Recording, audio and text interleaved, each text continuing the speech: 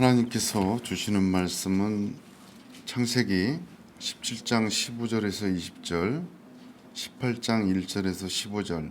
오늘 좀 본문이 긴데 함께 봐야 됩니다. 먼저 창세기 17장 15절에서 20절까지 교독하겠습니다. 하나님이 또 아브라함에게 이르시되 내 아내 사레는 이름을 사레라 하지 말고 사라라 하라. 내가 그에게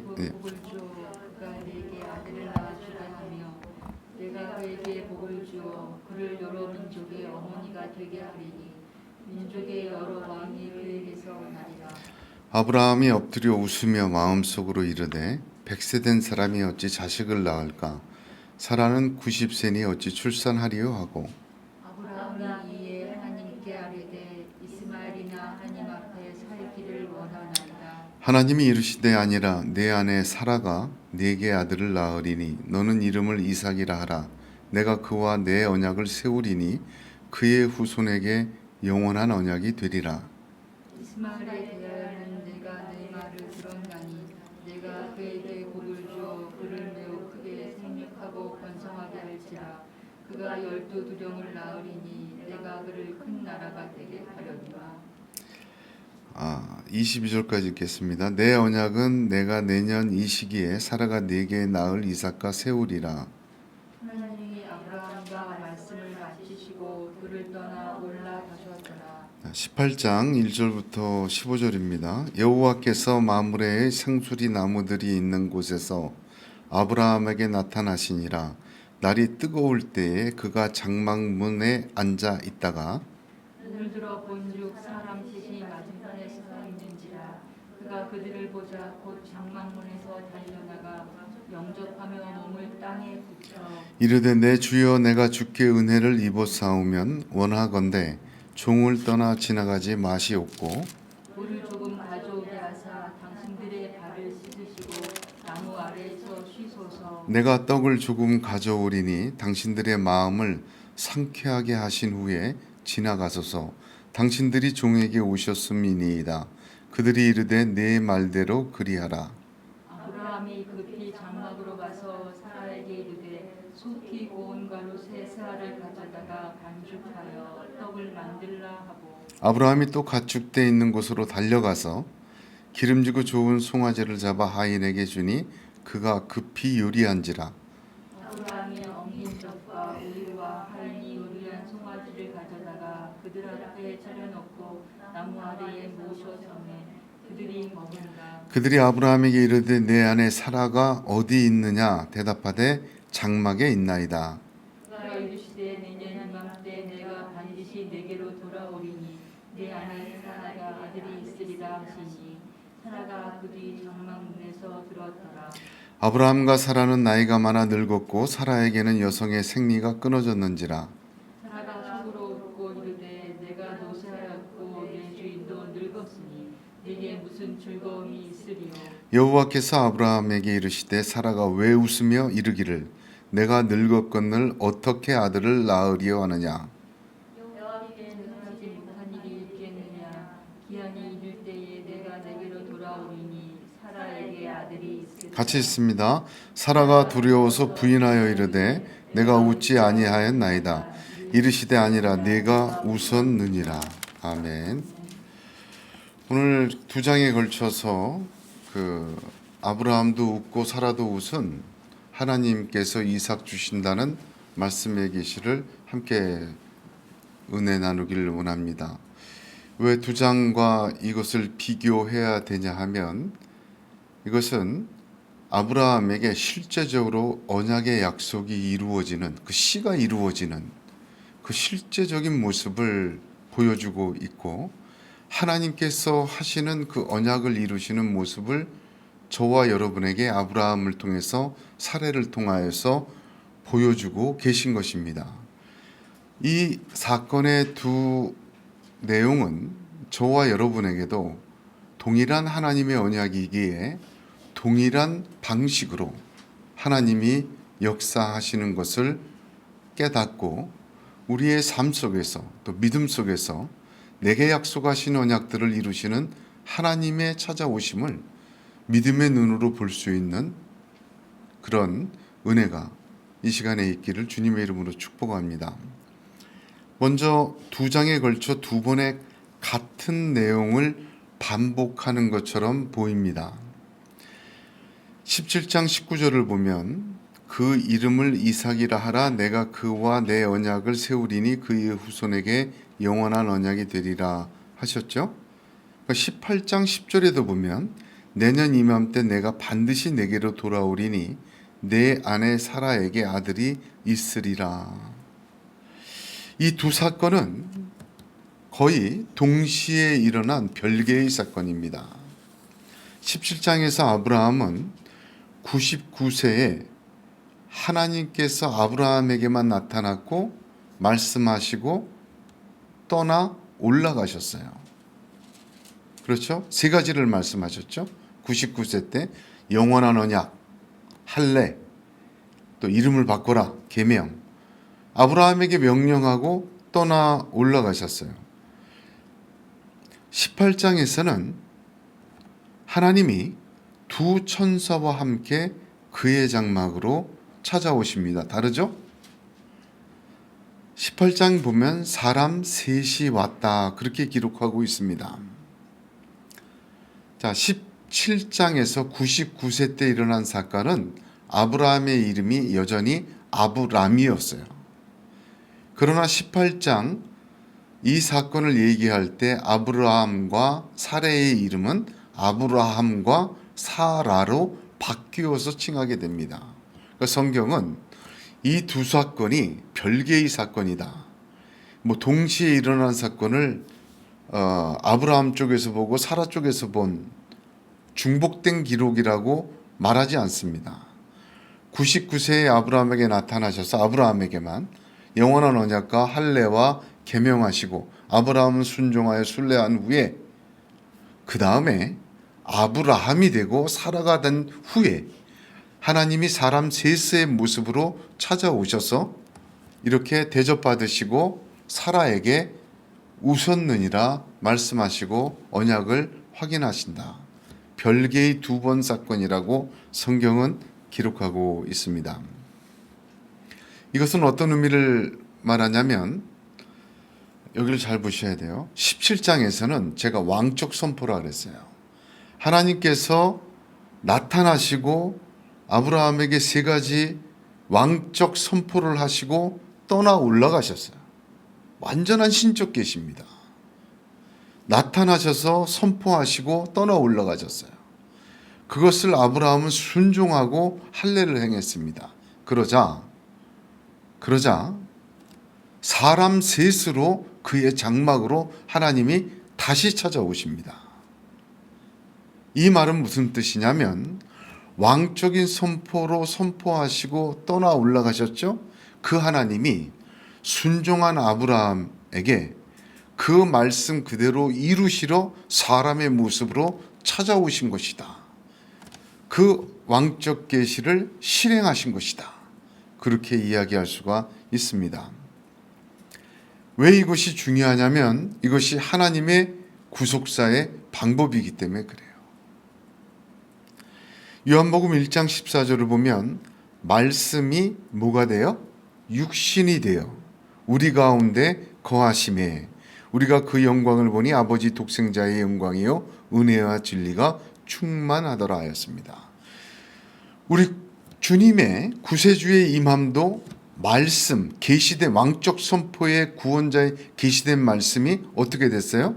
육신으로 찾아왔잖아요. 똑같습니다. 우리의 신앙적인 사건에서도 하나님의 이 방법은 똑같이 역사하십니다. 아브라함에게 2번이나 나타나셨습니다.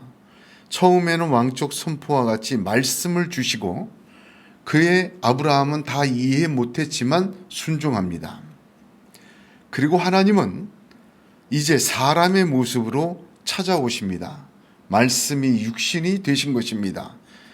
사람의 모습으로 아브라함 자신에게 왕적 계시를 주는 것이 아니라 그의 가정에, 그의 삶 속에, 그의 장막에 들어와 함께 같이 먹고 마시며 그의 삶 속의 현실에서 그 말씀을 이루십니다. 그리고 이삭을 얻는 것입니다. 이 순서를 잊지 말아야 합니다. 주님을 보내신 순서도 이와 같고 하나님 성경에 나타난 하나님의 사람에게 역사한 방법도 이와 똑같아요. 처음에 말씀을 주시고 왕적 선포를 하세요. 그리고 말씀을 은혜를 받은 자가 그 순종할 때 하나님은 그의 장막에 들어가 그의 삶 속에 들어가 그 말씀대로 약속대로 역사하십니다. 우리가 하나님께 받은 계시의 말씀, 성경과 또 말씀과 은혜 주신 말씀, 이것은 우리가 우리 자신의 생각과 마음의 감동과 이해함과 그런 어떤 위로의 수준을 뛰어넘은 하나님의 능력으로 역사하시려는 새 창조의 뜻이 있음을 믿으셔야 합니다. 하나님 말씀 받을 때, 은혜 받을 때 제일 중요한 것은 아브라함처럼 순종하는 거예요. 다 이해는 안 돼도 일단 아멘하고 순종하여. 그리고 나서는 어떻게 해야 합니까? 그 말씀대로 내게 찾아오시는 하나님을 바라고 기다리시기 바랍니다. 하나님 말씀 주실 때는 그냥 주시는 게 아니라 반드시 그 말씀을 이루시고 그의 삶 속에 들어가 그의 장막에 찾아가 이루시는 하나님의 능력의 역사가 있음을 믿으시길 바랍니다. 하나님은 그렇게 역사하십니다. 하나님은 그 약속을 이루시려고 우리의 장막에, 우리의 삶터에, 우리의 기다리는 그 속에 들어와 함께 먹고 마시며 이루시고 완성하십니다. 그러므로 하나님은 우리의 믿음의 삶 가운데 언제나 두 번씩 찾아오세요. 첫 번째는 우리의 영을 깨우며 계시의 말씀을 주셔서 순종을 요구하십니다. 그 말씀의 은혜와 축복과 약속을 하시고 단순히 위로해 주는 게 아니에요. 그건 하나님의 말씀에 내가 힘을 얻고 길을 보고 용기를 얻는 것, 이게 성령의 역사예요. 그리고 그 말씀 그대로 아멘하고 순종하며 그 하나님을 바라고 기다리는 자에게 다시 찾아오세요. 그의 장막과 삶 속에 찾아오십니다. 그와 함께 먹고 마시며 그의 삶 가운데 하나님의 약속을 이루시고 완성하십니다. 그것이 아브라함에게 하셨던 역사고 우리 주 예수 그리스도를 보냈던 역사고 성경에 다윗과 솔로몬과 우리가 많이 보죠. 이삭 그 예를 다 들어봐도 하나님은 꼭 이렇게 역사하셨어요. 이것은 그러므로 하나님의 방법입니다. 그럼 우리가 하나님의 말씀 듣고 또 다가오는 말씀 듣고 은혜 받으면 거기에 만족하고 있으면 안 돼요. 머리로만 가슴으로만 아멘이다 그러고 있으면 안 돼요. 이거는 하나님의 깨우시는 역사예요. 그 다음에 우리의 장막으로 찾아오십니다. 그걸 바라고 기다려야 돼요. 하나님은 몇 번 오신다고요? 2번 오십니다. 말씀으로 오시고 육신이 되어 오시고 계시로 오시고 장막으로 찾아오시는 거예요.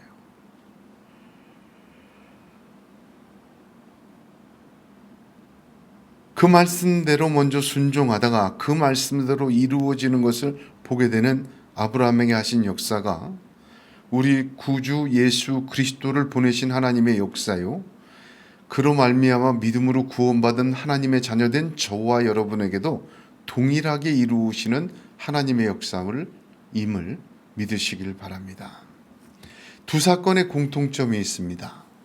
아브라함에게 나타났던 계시의 역사와 삶 속의 장막에 찾아온 하나님의 역사에 공통점이 있어요.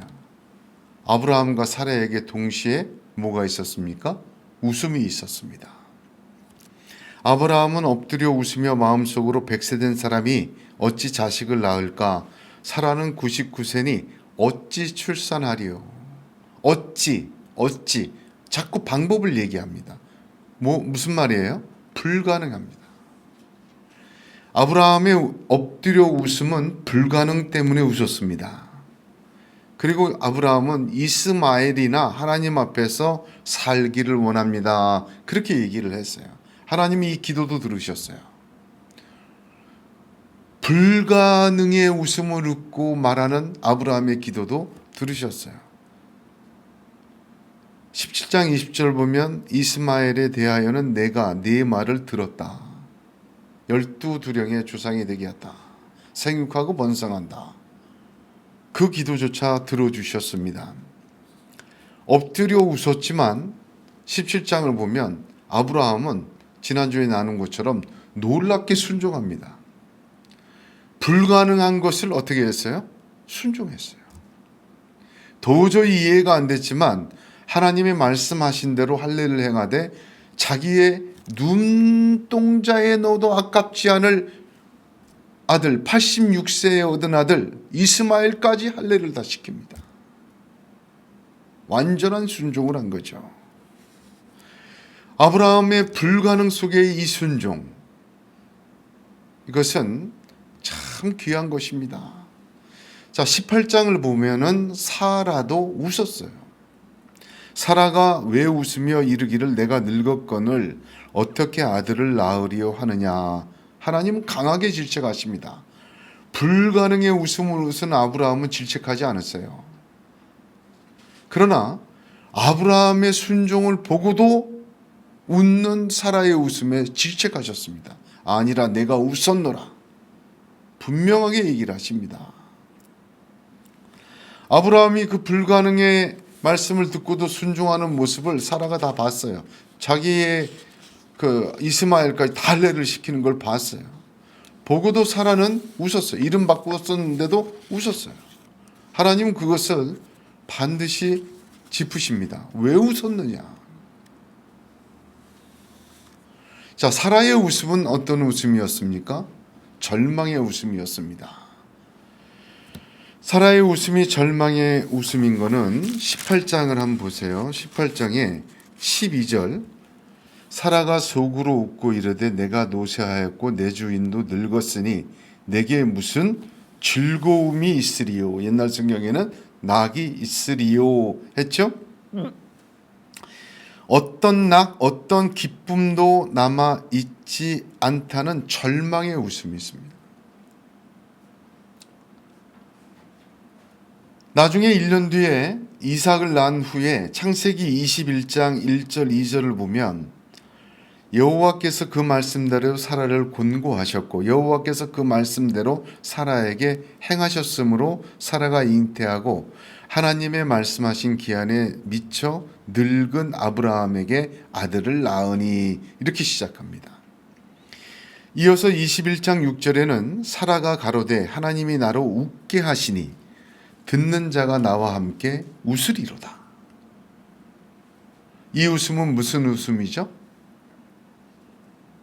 내게 무슨 낙이 있으리요 한 여자의 절망의 웃음이 모든 사람도 듣고 웃을 수밖에 없는 환희의 웃음으로 바뀐 고백을 보게 됩니다. 하나님은 아브라함의 불가능의 웃음을 사라의 절망의 웃음을 바꾸어 놓으셨습니다. 어떤 하나님을 보여주신 거죠? 18장 14절을 보십시오. 18장 14절 여호와께 능하지 못한 일이 있겠느냐 기한이 이를 때에 내가 내게로 돌아오리니 사라에게 아들이 있으리라. 여러분, 제가 다음 주에도 강의를 하겠습니다만 굉장히 겹쳐요. 아주 정밀하게 이 말씀이 되어 있어요. 신약 누가복음 1장 37절 38절을 보면 가브리엘 천사가 마리아에게 나타나 수태고지를 합니다. 아들을 낳을 거다, 처녀에게. 그때 아니 처녀가 어떻게 남자를 모르는데 아이를 낳습니까?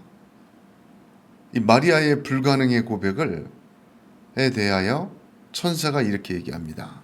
대저 하나님의 모든 말씀은 능치 못하심이 없느니라. 이것이 창세기 18장 14절에 여호와께서 능하지 못한 일이 있겠느냐 정확하게 어순과 내용 단어가 일치해요. 그때도 말씀하신 하나님이 사라에게도 말씀하신 하나님이 누구에게도 말씀하셨어요? 마리아에게도 얘기하셨어요. 그 무엇을 보여줍니까? 나에게도 말씀하시는 거예요. 같은 하나님이세요. 동일하게 역사하신다는 거예요. 사라와 달리 마리아는 가로되 주여의 계집종이오니 말씀대로 내게 이루어지이다 하며 천사가 떠나가니라. 누가복음 1장은 그렇게 기록하고 있습니다. 단순한 일치가 아닙니다. 하나님의 약속, 시에 대한 언약은 이 같은 역사로 동일하게 이루어졌고 저와 여러분에게도 이루어짐을 하나님은 보여주고 계신 것입니다. 그렇습니다. 하나님은 우리가 믿음의 삶 동안 전능하신 하나님으로 역사하시는 것을 믿으셔야 돼요. 만나셔야 돼요. 그러기를 원하세요. 계시의 말씀을 주시고 언약의 말씀을 주실 때 이해가 안 되고 절망의 웃음을 웃고 불가능의 웃음을 웃었다 할지라도 아멘하고 순종하는 사람에게 하나님은 자신의 전능하심을 나타내십니다. 그 약속을 장막에 찾아와 이루심으로 하나님은 그 전능하심을 이루게 하세요. 그게 아브라함에게도 그랬고 마리아에게도 그랬고 이 반복되는 사건 속에서 우리에게 뭘 말하냐면 너에게도 그렇게 할 것이다. 우리가 믿음으로 아브라함의 후손이 되었기 때문입니다. 할렐루야. 우리가 예수 믿고 구원받은 것 오직 우리 주 예수 그리스도의 십자가의 은혜입니다. 이미 구약에서부터 약속하신 약속을 말씀이 육신이 되어 사람의 모습으로 독생자를 보내시어 이루신 것입니다. 그것을 순종하고 믿는 자는 아멘하는 거죠. 자기 삶 속에서 거저 하나님의 자녀되고 아브라함 언약의 후손이 되고 하나님의 백성이 돼요. 상속자가 됩니다. 그런 사람에게는 바라고 기다려야 돼요. 구원받은 것도 믿음으로 됐으면 믿음의 하나님을 기다리십시오. 하나님은 그 사람에게 전능한 하나님의 역사를 나타내어 보이시길 원하십니다. 내가 불가능해서 웃을지라도 우리가 절망하여 웃을지라도 하나님은 하나님의 방법으로 이루십니다. 믿으시길 바랍니다. 그것이 하나님의 역사입니다. 우리는 성경에 기록된 대로 하나님의 자녀요 그 나라의 백성이요 상속자요 우리 주 예수 그리스도께서 성경에 증거한 대로 3일 만에 부활하셔서 지금 다시 하늘 보좌 우편에 계십니다. 그것도 우리가 믿죠? 구원받은 것도 믿었죠? 이해 다 되지 않았지만 십자가를 아멘해서 믿어서 우리가 자녀되고 백성 됐어요. 그 다음에 우리가 믿음으로 순종할 때 하나님이 놀라운 은혜를 부어주세요. 마찬가지로 우리 주님이 다시 오신다고 약속하셨어요. 다 이해가 안 되지만 부활하신가 다시 오심을 또한 믿는 거예요. 그 계시를 받은 거예요.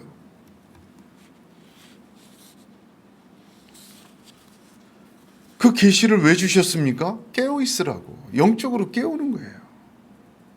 그리고 그날의 신부로 하나님의 사람으로 만드시는 하나님의 전능하신 역사로 이루시는 것입니다.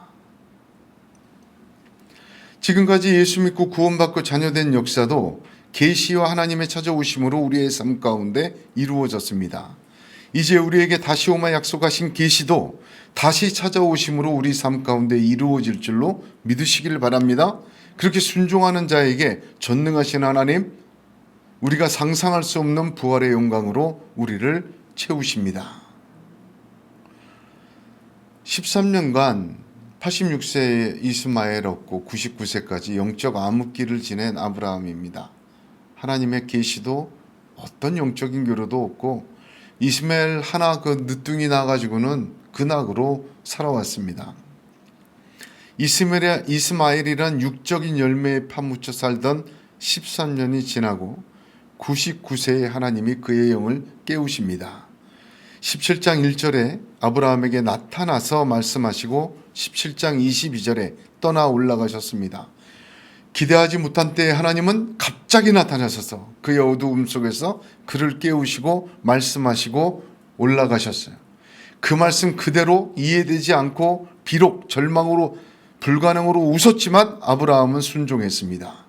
그렇게 순종한 아브라함은 어떻게 했습니까? 하나님을 바라고 기다렸어요. 자, 18장 1절을 한번 보세요. 같이 한번 읽겠습니다. 여호와께서 마므레의 상수리 나무들이 있는 곳에서 아브라함에게 나타나시니라. 날이 뜨거울 때에 그가 장막문에 앉아 있다가 합니다. 날이 뜨거울 때, 옛날 성경 정오라고 번역이 되었죠. 이 시간은 낮잠을 잡니다. 너무 뜨거워서 움직일 수가 없어요. 낮잠을 자는 시간입니다. 그러나 그는 깨어 있었어요. 장막문에 앉아 있었어요. 자지 않고 앉아 있었어요. 그리고 눈을 들어 보았습니다. 그의 삶 속에서 하나님의 계시의 말씀이 이루어지는 것을 기다린 것입니다. 바란 것입니다. 순종한 자가 기다리고 있는 자로 보여지고 있습니다. 자야 할 시간에도 깨어 있었습니다. 영적으로 깨우신 하나님을 믿고 그의 삶에서 깨어나 장막문에 앉아 그 하나님의 깨우심의 역사로 이루어질 것을 기다리고 있는 아브라함의 모습을 보여주고 있습니다. 우리도 이래야 돼요. 아멘. 우리의 장막문 앞에서 누구를 찾고 있습니까? 나를 도와줄 사람을 찾고 있습니까? 하나님을 기다려야죠.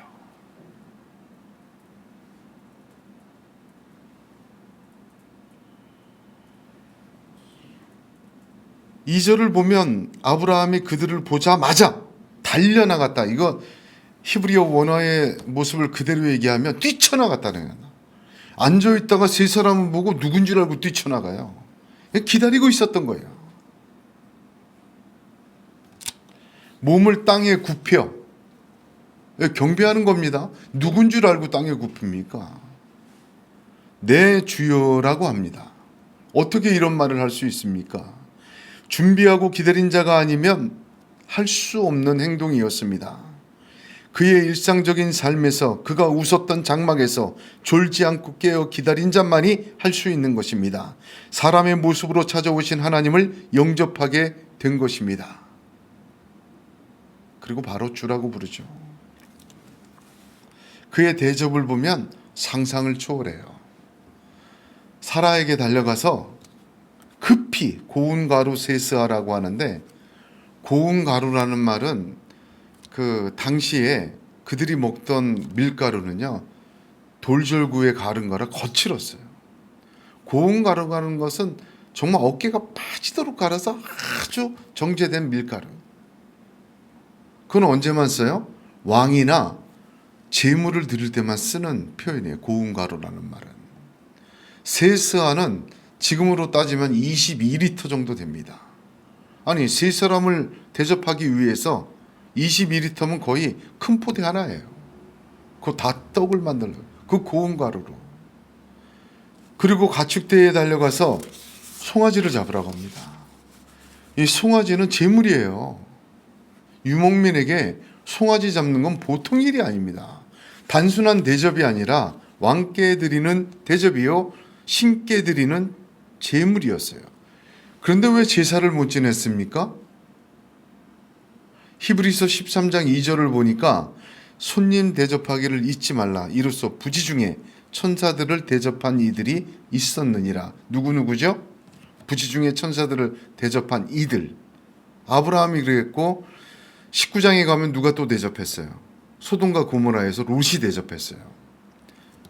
다음 주, 그 다음 주 연이어 하겠지만 아브라함의 대접과 롯의 대접이 정확하게 일치하는데 내용이 완전히 차이나고 결과가 100% 달라집니다.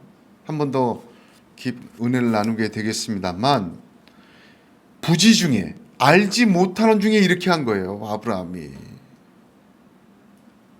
그 세 사람을 알아봐서 그렇게 한 게 아니에요. 몰랐어요.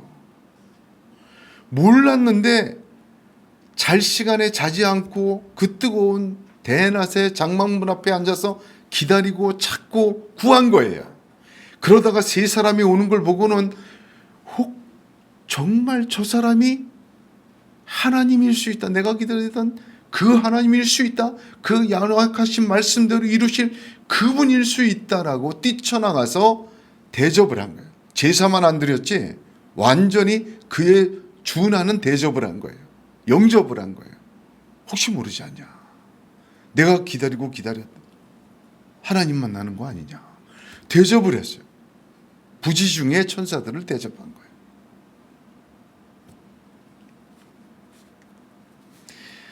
아브라함이 대접할 때 확신하지는 못하였어요. 그러나 하나님이 깨우시고 기다리게 하신 삶 속에서 아브라함은 자기 자신도 잘 몰랐지만 하나님을 대접하게 되었습니다. 영적으로 깨어나 오직 하나님을 기다린 사람은 그의 삶 속에 나타난 작은 역사에도 하나님을 만나게 되는 영광이 있을 줄로 믿으시길 바랍니다. 말씀을 받고 순종하고 하나님을 기다리고 바라는 자는 부지 중에라도 하나님을 만나게 되고 영접하게 돼요. 지극히 작은 자에게 한 것이 곧 내게 한 것이라 하셨지 않습니까? 나는 잘 모르지만 지극히 작은 자에게 나만 합니까? 도네이션 얼마든지 많이 하잖아요. 그런 사람에게 하다가 하나님은 그 언약의 말씀을 주시고 기다리는 자에게 나타나 주시고 그 사람을 통해서 역사해 주시고 그 사람을 통해서 그의 장막에 들어가 함께 먹고 마시며 그의 말씀을 이루십니다. 할렐루야. 대접한 것이 중요한 것이 아니라 아브라함이 그 말씀을 듣고 순종하고 두 번째 나타나는 하나님을 바라고 기다리고 깨어 있었던 거예요. 그게 중요한 거예요. 잘은 모르지만 지극히 작은 자라도 내가 하나님을 대접하듯이 대접할 때 하나님께 바라는 대로 남에게 대접할 때 우리 지난주에 산상수훈 말씀 나눴죠? 대접할 때 그것을 하나님은 하나님의 대접으로 바꾸시고 하나님의 역사로 이루시고 그의 장막으로 들어가시고 그와 함께 먹으시고 그와 함께 마시고 그의 삶 속에서 불가능의 웃음을 절망의 웃음을 환희의 기쁨의 웃음으로 바꾸어 놓으시는 것입니다. 하나님은 똑같이 우리에게 역사하십니다. 저와 여러분에게 은혜로 부어주시는 계시와 하나님의 말씀이 깊이가 이렇게 옵니다. 한 번 오셨죠? 하나님 두 번 찾아오십니다. 언제 오실지 모르고 어떻게 오실지 모르지만 기다리는 자에게 반드시 누구를 통해서든 하나님은 역사하십니다. 아브라함처럼 반드시 이루시려 오시는 그 하나님을 내 장막문 앞에서 기다리는 믿음의 사람들이 되시기를 바랍니다.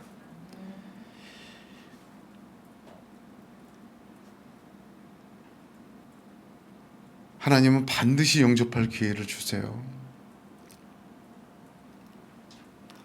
이 세 명의 천사는 아브라함을 거쳐서 소돔과 고모라로 가는 길이었어요. 18장 뒤를 보면 아브라함이 대접한 후에 구하죠. 의인 10명 구하지 않습니까? 그리고 소돔과 고모라 들어가서 롯에게 대접을 받아요. 그게 19장이에요. 롯의 대접은 완전히 달라요. 그 결과 심판을 얻고 어떻게 롯이 구원을 받죠? 롯과 가족만 불 가운데서 얻는 구원과 같으리라 말이 그 말입니다.